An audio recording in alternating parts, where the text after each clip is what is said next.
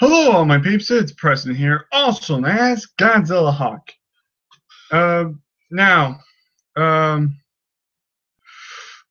so first of all, I want to say if you didn't watch my Hotel Transylvania 2 review, check that video out. If you haven't, I'll explain now.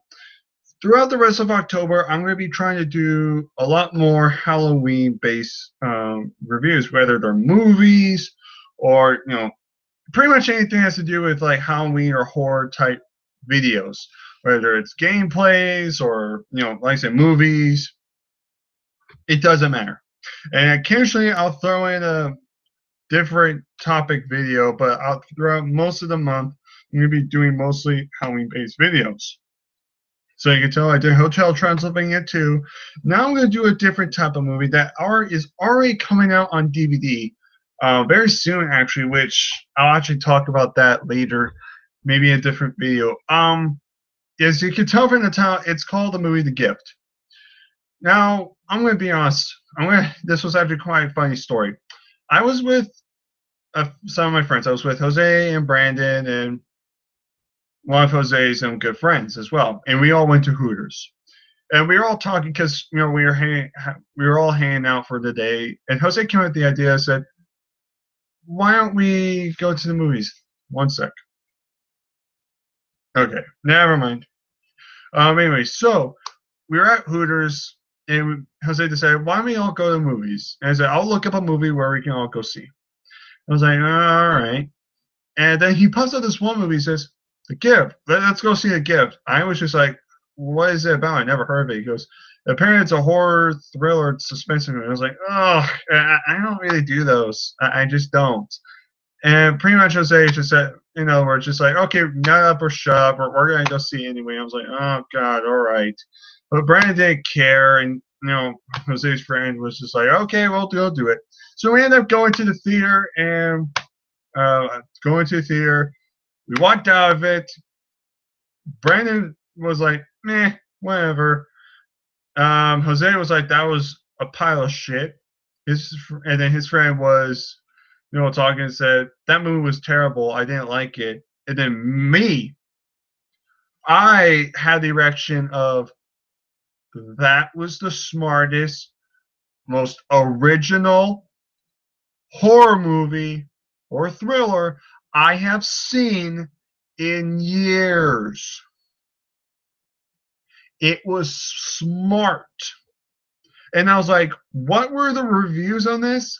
IMDb gave it like a 7.4, 7.7 on IMDb. Rotten Tomatoes give it 93%. I was like, how the hell aren't people watching this? How come I didn't know about it? I didn't know about it. How come it's getting these great reviews? So, as you can tell, there's some minor spoilers here in this review. So, if you don't want to be spoiled, don't watch this don't watch this review whatsoever. But if you don't care about spoilers, then you can go ahead and continue watching this video. So, I'll give you about 5 seconds to just leave this video now. 5, 4, 3, 2, 1. Time's up. Okay, here we go to the review. So, it all starts with this couple who move into a new place. They're very happy, that they're a married couple. They move into a new place, and they end up meet up with a guy named Goro, who ends up being, I guess, friends with the main character. I don't remember the names, so I apologize. So he ends up becoming. Apparently he knew the main guy's character. I'm just gonna call him John. I'm gonna call the main guy the husband John. So Goro meets up with John and he's like, "Hey, do you remember me? We used to go to school together." And John was like, "Oh, yeah, I remember you. Yeah, it was nice meeting you." And Goro's been kind of stalking them and kind of being weirdo. He's weird, but there's nothing really wrong. He just likes John. He likes his wife, and he wants to be their friend pretty much. But John remembers, Goro was very much of a weirdo. He didn't really have many friends. He didn't really like him. So, Goro eventually finds out that John doesn't really like him and anything. So Goro gets hurt over it. So throughout the rest of the movie, it's just what's Goro doing? All he's doing, well, actually, originally, before this all happened, he was actually bringing them gifts. He would bring them, like one day he'd bring them fish, like actual fish for their pond, and doing this and that. And then when Goro found out about it, then strange things have been happening. Like the wife, I think they called her, I forgot her name. I'm sorry, I can't remember it. I can't remember her name. So anyway, I'm going to just call her Betty. Yeah, I'm sorry. I'm just going to call her Betty. I don't know the names. I apologize. So anyway, so Betty feels like she's being stalked and having nightmares about Goro. John finds out that the fish have died. They feel like someone's stalking them as well. They notice their dog's missing. Then a day later, they find out that the dog comes back later. 1 second.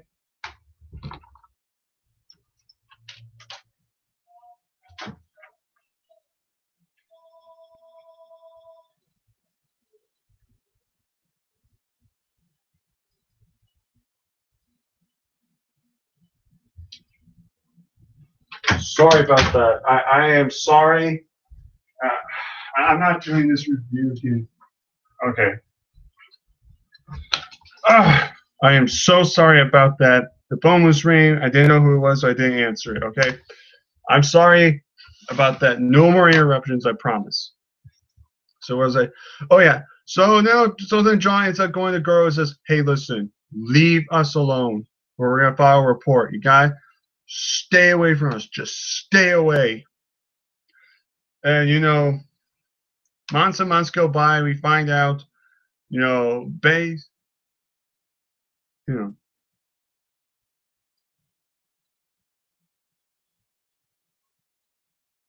Okay, never mind. So, anyways, so Bay ends up finding out that she's actually pregnant now. John's happy. John's gonna be a father. But then Bay soon realizes, starts trying to find clues that there's something going on with John, and there has to be some sort of connection with him and Goro, because John knows Goro a little too well. It turns out later she finds out that John was actually a bully to Goro, that John was actually had all these files and data on Goro. He's been spying on him and keeping all these notes. If Bay doesn't know what to do, because she's just found out that John was pretty much a jerk and a bully to this guy Goro. He bullied him. So Bay and John start to separate, and they don't know what to do now. Then friggin' Bay goes into labor. John doesn't know what to do, and it turns out later Goro ends up leaving a present in the house with a baby basket. Then there's a couple more. Then there's another present where it contains a videotape. So John puts in the videotape, and it turns out that Goro was actually spying on them the entire time. He ended up unlocking himself, laying himself in the house, and that he one day actually made Betsy pass out due to a drink, intoxicated her, and he was wearing monkey masks. And keep in mind, John was actually afraid of monkeys. Later in the film, during the beginning of the film, Bay's talking to Goro, and she was explaining, John doesn't like monkeys. He's petrified of them.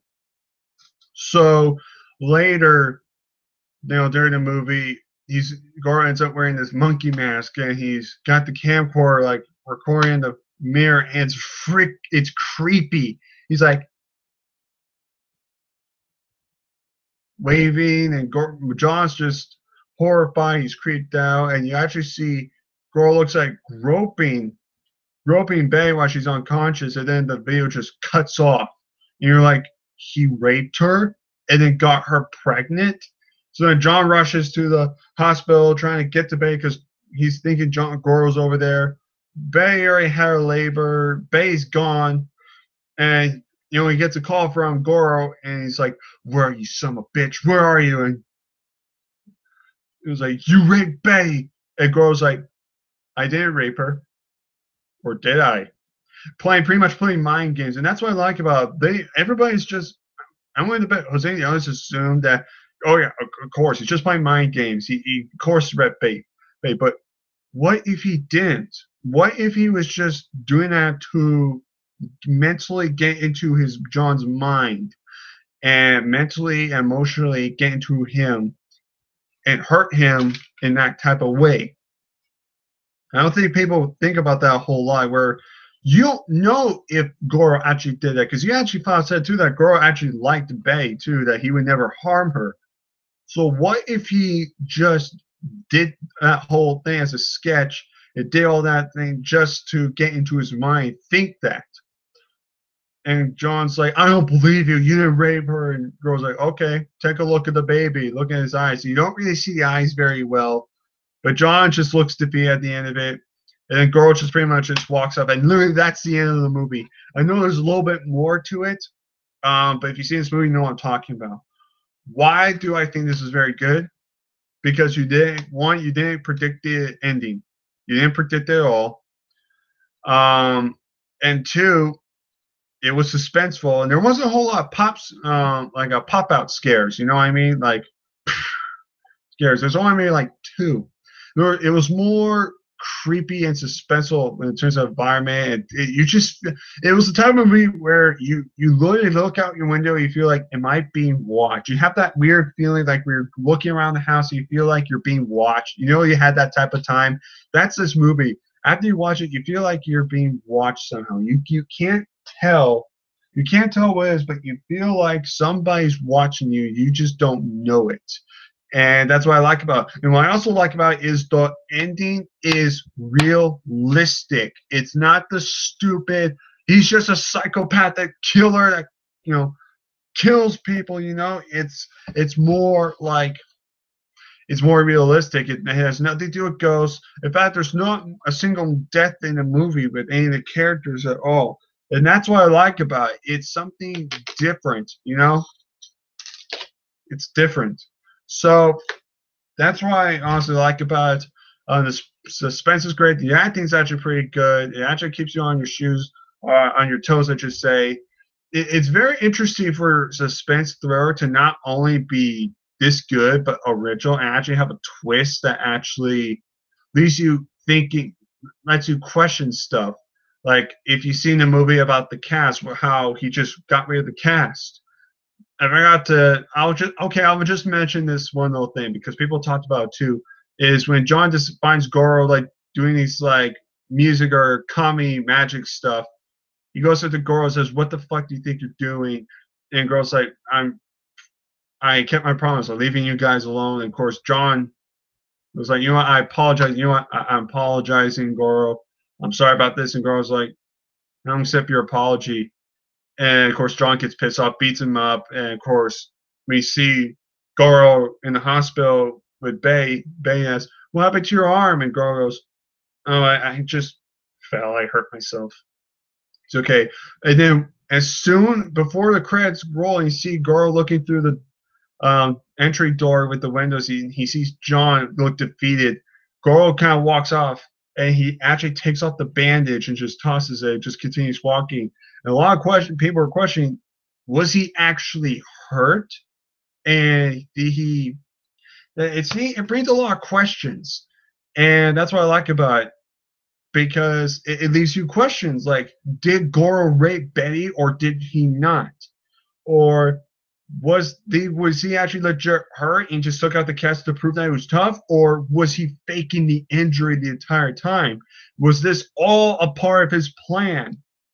Well, of course that part was it, but you get what I'm getting at. It's a different revenge movie, and it has those twists and turns where you think the bad guy is the bad guy and the good guy is the good guy. In reality, you feel more sorry for the supposed bad guy, Stalker, and then you start hating the main character who you're supposed to feel for. It's almost swapped. They start somewhere and they end somewhere. It's like Terminator 2, where the characters start off somewhere and then they end somewhere. if you, like I said, if you get that meaning. So, like I said, this movie was very good. I'm probably gonna buy it on DVD and watch it again just to analyze a little bit more and try to really think here, like what am I gonna do? Like how, like it raises so much question. I want to talk about this movie with somebody. Brandon, yeah, he said it was okay. Jose, I briefly talked about it. I was like, I agree with you in some sense, but he didn't care for it. So I don't know what they think. You know what? I guess it's because it's not a typical boo. You know, that's what I'm going to do a little spoiler thing. I know Jose's probably will watch, and I don't care if he watches, but this is usually true. Jose likes those type of paranormal movies where it's the same bullshit over and over again, where it has to be supernatural, it has to be a ghost like Sinister or Paranormal Activity, and it's the same stuff. It's before I seen that. A movie like The Gift is something different because it has nothing to do with murder, it has nothing to do with paranormal or ghosts or anything like that. There's not even creatures. It almost feels like this could happen in real life, and that's how realistic it looks. It looks like this could happen, and it actually is most likely to happen. It's just more of a suspense thriller, and it keeps you questioning, and it slowly gives you answers, and then it gives you more questions. It gives you more questions, so you really want to figure out what's going on here. So that's what I like about it. Plays with your mind. So if you have not seen this movie, I highly recommend it. I'll probably buy it on DVD and check it out again for myself. If you like original thrillers, I recommend watching this movie. Again, I apologize. The phone was ringing, so I had to check very quickly, make sure it wasn't my parents or anything, because you know they like to call. So that's pretty much it, guys. I hope you guys enjoyed this video, and I'll see you guys next time. And like I said, there will be no Hell in a Cell live reactions, most likely not, but I'll do a review for you guys. And Brand and I also did another video. I'll hopefully have that video uploaded by this week, so you guys could check that video out. And that's it. Thank you guys for watching this video. So take care, all my peeps, and I'll see you guys next time.